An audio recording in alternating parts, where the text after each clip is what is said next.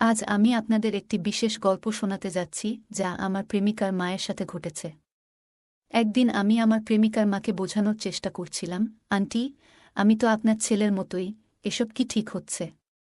তখন তিনি হেসে বললেন, তুমি আমার ছেলের মতো, কিন্তু তুমিই তো আমার ছেলে নও।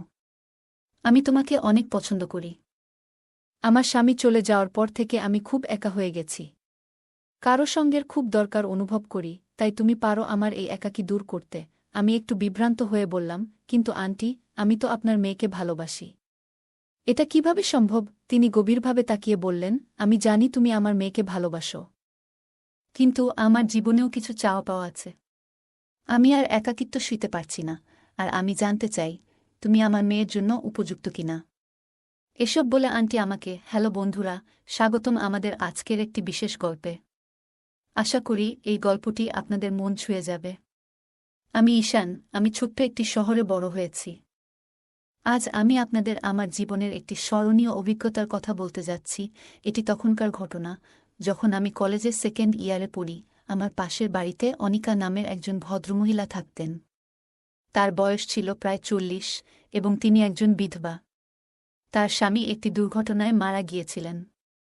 তাকে আমি আন্টি বলে ডাকতাম। অনিকা আন্টি তার মেয়ে তিথি এবং বড় ছেলে রাজেশকে নিয়ে থাকতেন। রাজেশ শহরে চাকরি করত, আর তিথি তখন 10ম শ্রেণীতে পড়ত। অনিকা আন্টি প্রায়ই আমাকে সন্ধ্যাবেলায় তিথিকে পড়ানোর জন্য ডাকতেন।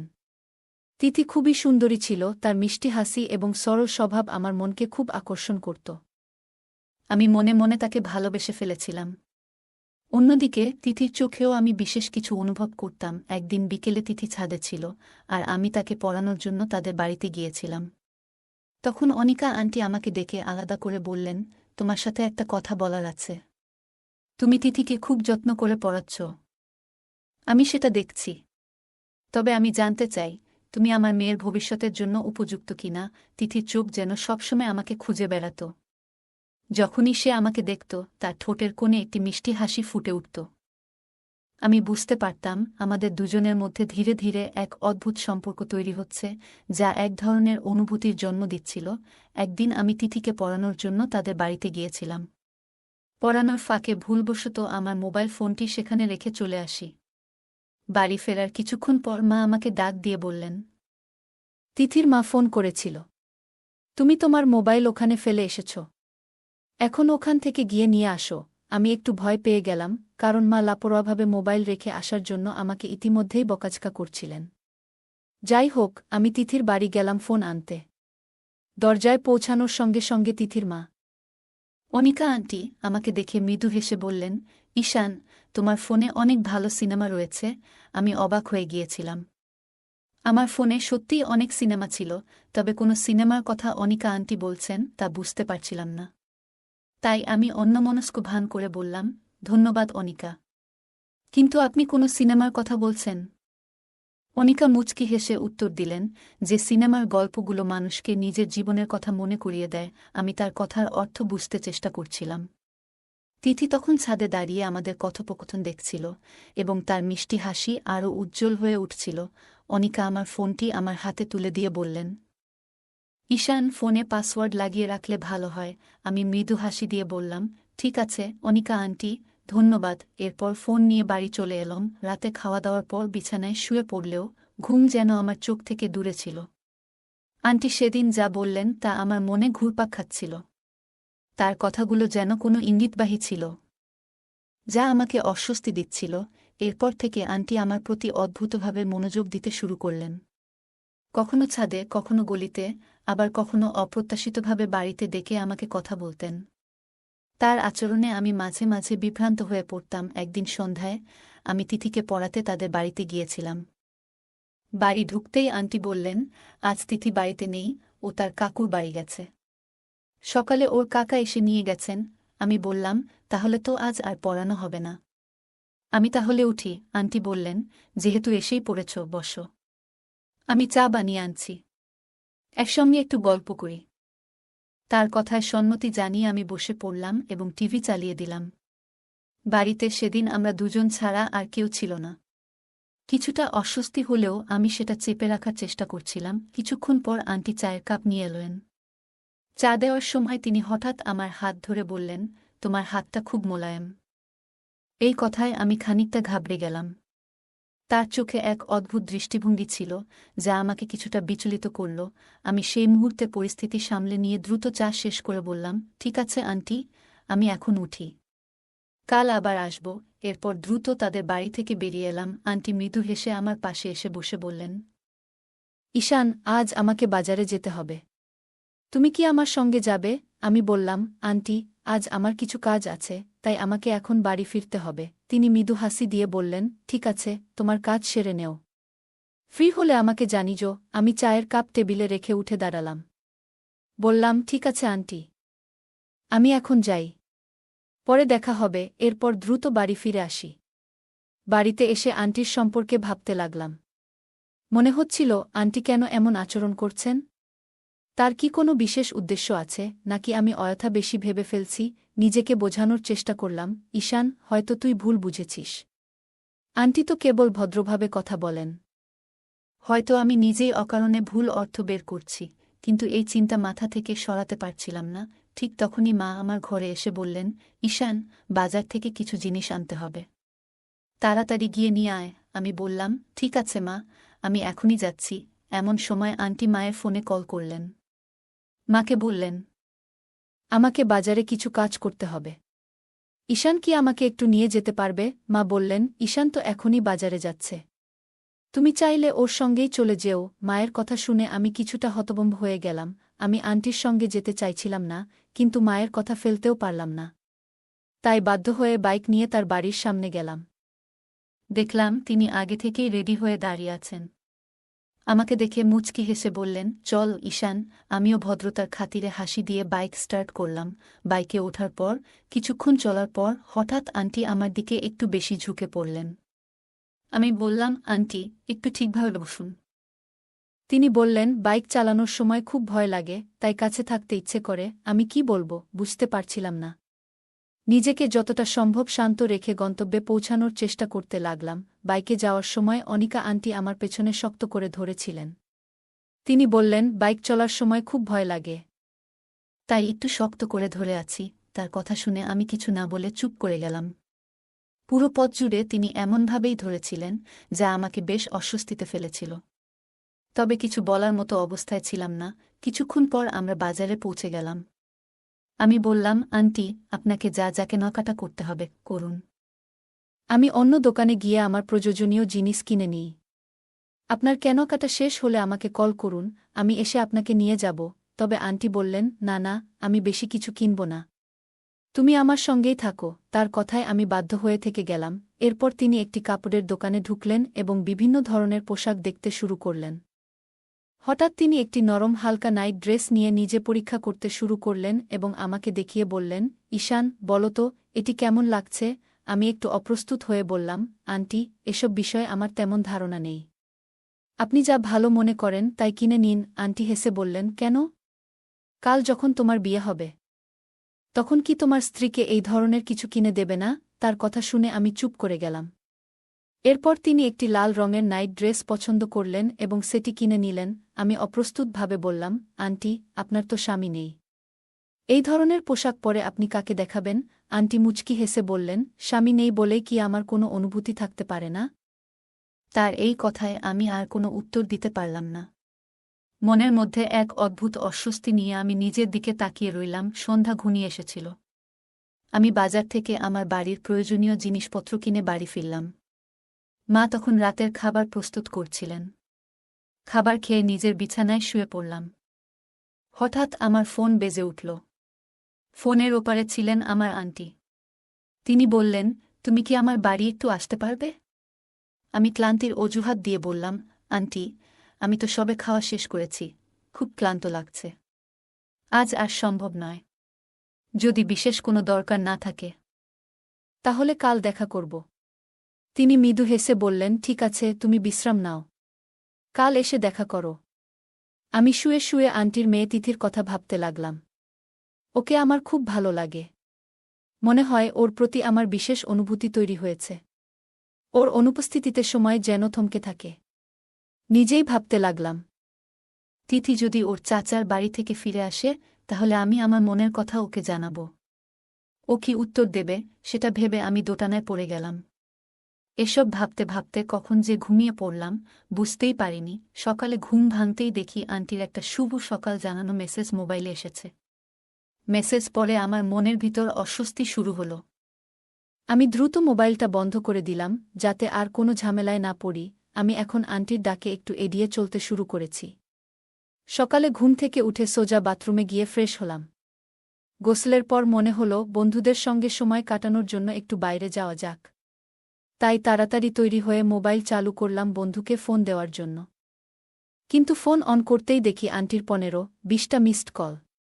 পরিস্থিতি বুঝে দ্রুত বন্ধুকে কল করলাম, তারপর ফোন আবার বন্ধ করে পকেটে রেখে দিলাম। আমি বন্ধুর সঙ্গে সিনেমা হলে গিয়ে একটা সিনেমা দেখলাম। রাত বাড়লে বাড়ি ফিরে এলাম, আর মা রেগে আমাকে বলল, ফোন বন্ধ করে রাখার কি দরকার ছিল? আমি তো তোকে কতবার কল করেছি। আমি বললাম, মা, মনে হয় ব্যাটারি ডাউন হয়ে গিয়েছিল। কিছু দরকার ছিল কি? মা বললেন, আমার তো কিছু দরকার ছিল না, কিন্তু তোর আন্টি মানে তিথির মা বারবার আমাকে ফোন করে তোকে খুঁজছিল, তাই আমি তোকে বারবার কল করছিলাম। আমি মাকে একটা অজুহাত দিলাম, মা, আমি তো আজ খুব ক্লান্ত, ঘুম দরকার, এখনই যেতে পারবো না। মা আমাকে বোঝানোর চেষ্টা করল, একবার তার বাড়ি গিয়ে দেখে আয়, হয়তো জরুরি কিছু দরকার। আমি মাকে বললাম, কাল সকালে যাব, আজ একটু বিশ্রাম দরকার। মা দীর্ঘশ্বাস ফেলে বলল, যেমন ইচ্ছা, কিন্তু মানুষের সাহায্য করতে দেরি করিস না, বাবা। আমি মায়ের কথা শুনে ভাবতে লাগলাম, হয়তো মায়ের কথাটা ঠিক। কিন্তু আজকের জন্য এড়িয়ে গিয়ে ঘুমানোর সিদ্ধান্ত নিলাম। আন্টির স্বামী নেই, ছেলে অনেক দূরে থাকে, আর মেয়েটি চাচার বাড়িতে গেছে। তিনি একেবারে একা। মা আমাকে বারবার বোঝালেন, একবার গিয়ে দেখে আয়, হয়তো কোনো দরকারে ডেকেছে। মায়ের কথা রাখতে আমি বাধ্য হলাম এবং আন্টির বাড়ির দিকে রওনা হলাম। আমি দরজায় বেল দিলাম, আর আন্টি দ্রুত এসে দরজা খুললেন। ওনাকে দেখে আমি অবাক হয়ে গেলাম। তিনি সেই পোশাকটি পরেছিলেন যেটি আমরা গতকাল শপিং মলে গিয়ে কিনেছিলাম। তিনি হেসে বললেন, এসো ঈশান, তোমার জন্য অপেক্ষা করছিলাম। আর বলো তো, তোমার ফোন বন্ধ ছিল কেন? আমি বললাম, আন্টি, ফোনের ব্যাটারি ডাউন হয়ে গিয়েছিল। তিনি আমাকে বসতে বললেন। আমি সোফায় বসে জিজ্ঞাসা করলাম, আন্টি, কোনো প্রয়োজন ছিল কি? তিনি হেসে বললেন, না, তেমন কিছু নয়, একটু একা একা লাগছিল, তাই তোমাকে ডেকেছি। আমি বললাম, আচ্ছা, একা লাগছিল তো মাকে ডাকতে পারতেন। আমার কি দরকার? তিনি মুচকি হেসে বললেন, তুমি কি আমার সঙ্গে 1 কাপ চা খেতে পারবে না? আমি মাথা নাড়লাম। তিনি চা বানাতে গেলেন। কিছুক্ষণ পর তিনি 2 কাপ চা নিয়ে এলেন। চা খেতে খেতে আমি কিছুটা অস্বস্তি অনুভব করতে লাগলাম। চা শেষ করার পর আমার শরীরে অদ্ভুত একটা ক্লান্তি নেমে এলো, আর আমি অজান্তেই ঘুমিয়ে পড়লাম। কিছুক্ষণ পরে ঘুম ভাঙতে দেখি আন্টি বাথরুম থেকে বের হচ্ছেন। আমি অদ্ভুত এক অনুভূতিতে ঘিরেছিলাম। শরীর জুড়ে একটা অস্বস্তি ছিল।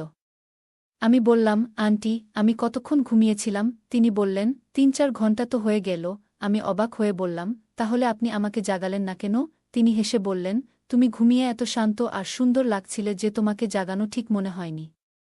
এই কথা বলে তিনি আমার পাশে বসে আমার হাত ধরলেন এবং বললেন, ঈশান, আমি তোমাকে খুব পছন্দ করি। আমি সঙ্গে সঙ্গে তার হাত ছাড়িয়ে উঠে দাঁড়ালাম। গম্ভীর স্বরে বললাম, আন্টি, আপনি কি বলছেন? আপনি তো মায়ের মতো। এমন ভাবনা কিভাবে আপনার মাথায় এলো?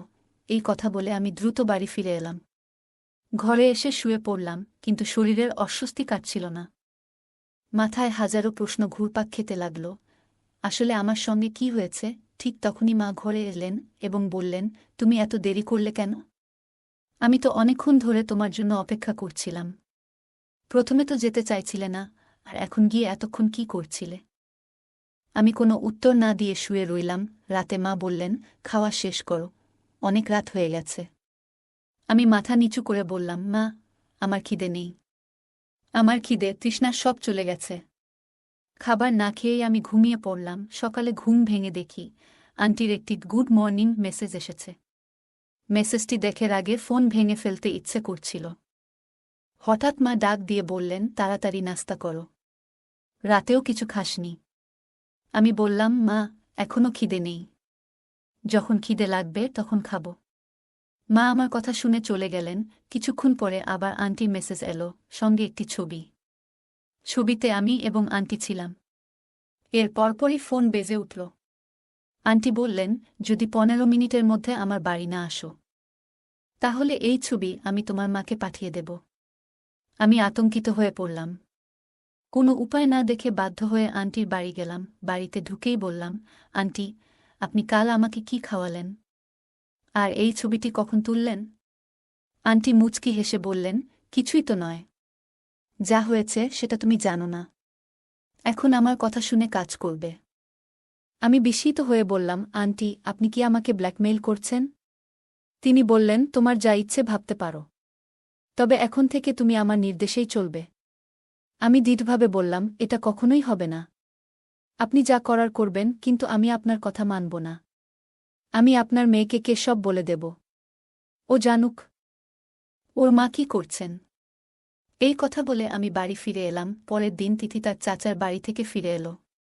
আমি সিদ্ধান্ত নিলাম যে তিথির কাছে সত্য প্রকাশ করব, যদিও জানতাম এতে ও আমার উপর রাগ করতে পারে। তবুও আমি ঠিক করলাম, ওর মায়ের আসল চেহারা ওকে দেখাব। তিথিকে ফোন করে দেখা করার কথা বললাম। আমি তিথিকে ফোন করে বললাম, তোমার সঙ্গে একটা জরুরি কথা আছে। তুমি কি আজ বিকেলে পার্কে আসতে পারবে? তিথি একটু চুপ করে রইল, তারপর বলল, আচ্ছা, আমি আসছি। তবে বলো তো, কি ব্যাপার?